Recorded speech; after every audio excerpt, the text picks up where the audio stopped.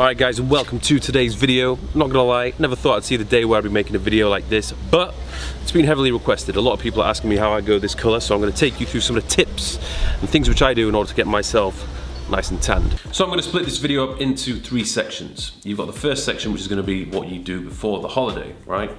Hair removal, exfoliation. Second section is gonna be what you actually do whilst you're in the sun, okay? So whilst you're on your holiday. And then afterwards, it's gonna be the aftermath, okay? So what you do when you come back home from the holiday itself. So we've got some leg hair removal action going on right about now. The only place in my body which I do actually have hair is my legs. They do get pretty hairy, so once every 6 weeks I get rid of the hair. Once upon a time I did shave my legs with a razor, and it was quite possibly one of the most uncomfortable things I ever experienced afterwards, particularly around the groin region. It was itching like mad, so from that point onwards, I never shaved my legs with a razor, it's always been V. So the hair removal process is a bit of a weird one, I know. Still quite a feminine thing to do, I would consider. But it's one of those things which I do, first of all, to get more sun to actually hit the legs. Second of all, because when you're moisturizing on a daily basis and adding sun cream, your legs just look really, really greasy and the hair just grabs onto all that grease. And thirdly, this is obviously for what I do for a living, it actually exposes all the cuts in your legs, okay? What's the point in me working so hard on my legs if you can't see them because there's just a layer of fur covering them up? I don't have any hair on my arms, on my back, just my legs.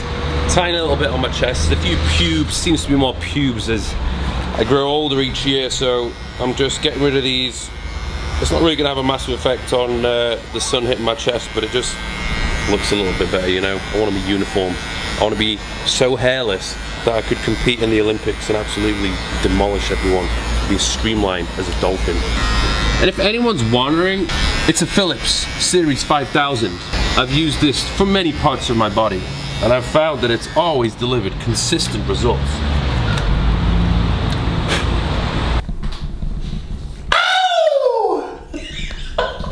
Right, so this process is called the exfoliation process, where you're going to be removing the dead skin from your body. Ideally do this 1 to 2 days before you are exposing yourself to the sun. Get yourself a exfoliation glove. It doesn't have to be pink. Probably shouldn't be pink because it's going to raise a lot of questions if anyone catches you with this glove. Or if you don't want to get a glove because you know this is rather feminine, you could just get one of the hotel towels, or even your own, or you could get a hotel, or you can get a hotel towel or any kind of towel and just kind of dab it with the moisture from the shower. And what you're going to do is just very gently rub against the skin. So the idea is when you're in the shower and you're rubbing your skin, all that dead skin is going to come off. So usually the day before, the last day on holiday for me, on that evening, I'll exfoliate again, you know, like I did on the day before going on holiday itself, because then I get rid of any of the dead skin which has come about from 5 days of not exfoliating, and then on that last day, I'm gonna get a really good tan once again. Right, sun cream, absolutely crucial when you're gonna be exposing yourself to the sun's rays. The way I do it is, start of the holiday, I'll start off with a higher factor, so anywhere between 20 and 30, and I apply it all over, all right? The spots which get me the most, shoulders, chest, nose, face. Particularly if you're a chesty individual, you're gonna have more of your chest exposed because a lot of times the sun's gonna be coming from above. So make sure you apply generously. I probably do it about once every 3-4 hours. Right guys, make sure you stay hydrated. Goes without saying, obviously you're gonna be sweating a lot, so you need to replenish all the water in your body. Your body's about 70% water or something like that, so stay hydrated. Usually the first day, I don't sit in the sun for too long. I kind of just, again, gradually ease myself into it. Near the end of the holiday, I feel like I can get away with being in the sun a lot more. Usually there might be a bit of reddening occurring on the first or second day. So if you do notice any parts of your body going red, get out of the sun immediately. Okay, it doesn't mean you have to get your whole body out of the sun, but just get those areas covered up. And this is something which I'll do on every holiday which I take when I go somewhere sunny. I wear sun protection, all right? Even near the end of the holiday when my skin is more adapted to the sun's rays, I still wear it, because even if you go brown and you're not burning, doesn't mean you're invincible to skin damage, right?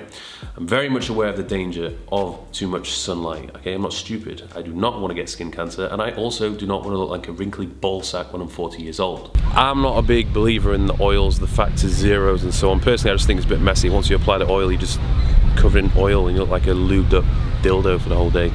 So I just don't straight up do it, and I do believe you are going to be damaging your skin if you have a factor 0. You're just going to cook, put it that way. Blammo, blammo.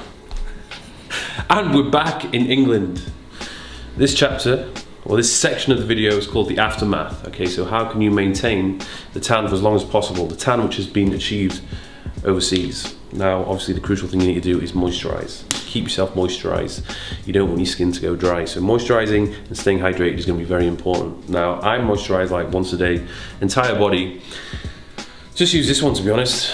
It's cheap, smells good, and it does the job. Is it the best moisturizer out there? Probably not, but like I said, it just does the job. I'm not a moisturizing expert, okay? I've not resorted to that low point in my life yet. So obviously, you don't really need to see a full tutorial on how to do this, but I'm gonna rub it on everywhere. Now, this is what I find hard.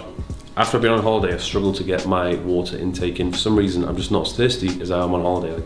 On holiday, like I said before, I pour about 5 litres or something, but here, because it's not warm, I'm not sweating as much, I don't think about drinking as much, so I need to remind myself to drink. So I fill up one of these flasks, which is quite clearly over a litre, and I make sure I have 3 of these a day. And then I'll have about a litre whilst I'm in the gym out of another container. So that is gonna keep my body hydrated, which is very important for maintaining the tan. Now when it comes to sunbeds, I would be very cautious with using them. I've used them in the past. I haven't used one for about 6 months, but during the winter months or when I've gone through periods of times where I just simply have not been exposed to sunlight for months, I will go on them, but it's usually once in a 2-week period and only for 8 minutes, no more than that. You have to be very, very careful with them, and especially if you have fair skin, it's probably just best that you stay away from them. When it comes to tanning injections, believe it or not, I've had accusations of taking tanning injections. Do not take them. Stay far, far away from them, okay?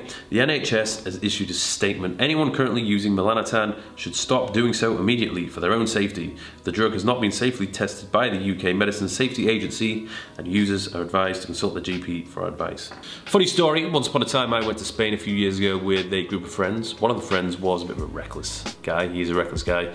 He took Melanotan, jabbed himself with it a day before, I believe, and literally after being in the sun for 1 day, he wasn't even in the sun for that long, he went purple, right? He looked like an Oompa Loompa. He looked absolutely ridiculous. Okay, so obviously one of the side effects from taking that is you go a stupid color of tanned, like ridiculously dark, that doesn't even look normal.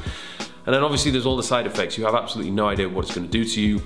You could get an infection, you can end up getting fever, getting ill from it, and yeah, God knows what else is going to do to you, so stay away from tanning injections. What I'll also do as well is I won't exfoliate, and I won't like rub my skin excessively. So I'm not gonna like properly scrub it, because if you scrub your body after you've been on holiday, you're basically gonna wipe off all the skin, all the tan skin. So I try and keep it as is for as long as possible, but obviously after a while it's gonna peel. Like this current tan is probably gonna last me a week if I hydrate and moisturize, but it will start to peel a little bit. I don't know if you can see here. You probably can't really see here, but it's getting a little bit patchy. Okay, this is without exfoliating whatsoever. I haven't exfoliated at all, but it has started to patch. So at that point, that is when I'll start to exfoliate. And then obviously genetics is going to determine how brown you will actually go, right? Some people just aren't supposed to go brown. They just don't go brown. You know, I took a girl once to Marrakesh earlier this year. We were both lying in the sun for exactly the same amount of time, and she barely changed color. She didn't burn, she just didn't change color, right? And that's just the way she was, that's her skin. I have olive skin, okay? When I get exposed to sunlight, I go brown very quickly, and that is just the way it's always been. It's what happened when I was a kid. My dad is very much the same, and my grandpa is very much the same as well. In fact, my grandpa is a weird dark color. Even though he's white, he's very, very brown. And I get a lot of people asking me, Mike, how on earth do you stay brown all year round? It doesn't make any sense. You're English, you live in England, how do you do it? And I tell them, well, half of the time I'm not here. After a 2 to 3 week period of being in England, I'm off, and it's usually somewhere warm because I like to be in warm places. I don't like to be cold, so I go to the sunny places. And when I'm in those sunny places, obviously I'm exposed to the sun a lot. My skin is exposed to the sun, so I'm gonna be browner. And then usually when I come home, the tan will fade, but once it gets to the point of really fading, you know, I'm then again somewhere warm. So the tan is kind of being maintained all year round. You know, this year already, I've been to Dubai twice, Marrakesh twice, Barcelona, Ibiza, Greece, Portugal, the list goes on. And the thing is, in London, it does actually get warm every now and then, it does get sunny. And because I don't have your typical 9 to 5 job, I'm self-employed, I choose the own hours which I work. If it's sunny outside, you better believe I'm gonna be outside soaking up the sun and making the most of those rare sunny days in England. So I hope you've enjoyed this video, guys. Bit of a weird one, bit of a vain one, I'm not gonna lie, but I thought it was worth talking about, particularly with the amount of questions I get asked on it on a day-to-day basis. You know, it's the way I've made these videos. If I get asked enough about a topic, then I'm gonna make a video on that topic. But, you know, don't be doing anything stupid or dangerous, because it's simply not worth it, particularly if your skin was not supposed to go that brown in the first place. You know, it's not the end of the world if you don't go brown. So thanks for watching. Don't forget to subscribe to my channel, give it a thumbs up if you enjoyed it, and I'll see you soon.